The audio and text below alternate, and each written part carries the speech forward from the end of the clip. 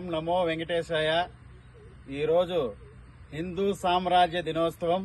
శివాజీ ఛత్రపతి గారి పట్టాభిషేకం చేసిన రోజు. హిందూ అందరికీ హిందూ సామ్రాజ్య దినోత్సవ శుభాకాంక్షలు. ముఖ్యంగా మన భారతీయ సనాతన ధర్మంలో హిందూ ధర్మాన్ని ప్రపంచంలోనే గొప్ప మహారాజు ఎవరైనా ఉండారంటే అది శివాజీ గారే.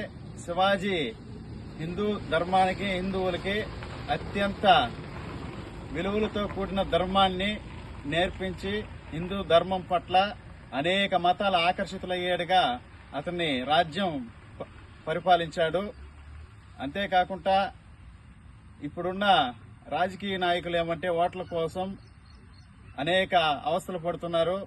అమరావతి రాజధాని కడుతుంటే కొంతమంది ఎమ్మెల్యేలు ఏమంటే కూడి పెడతారంటారు.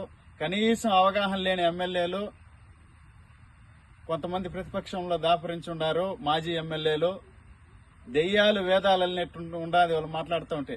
మరొక్కసారి హిందూ బంధువులందరికీ హిందూ సామ్రాజ్య దినోత్సవ శుభాకాంక్షలు. జై భవానీ, జై శివాజీ.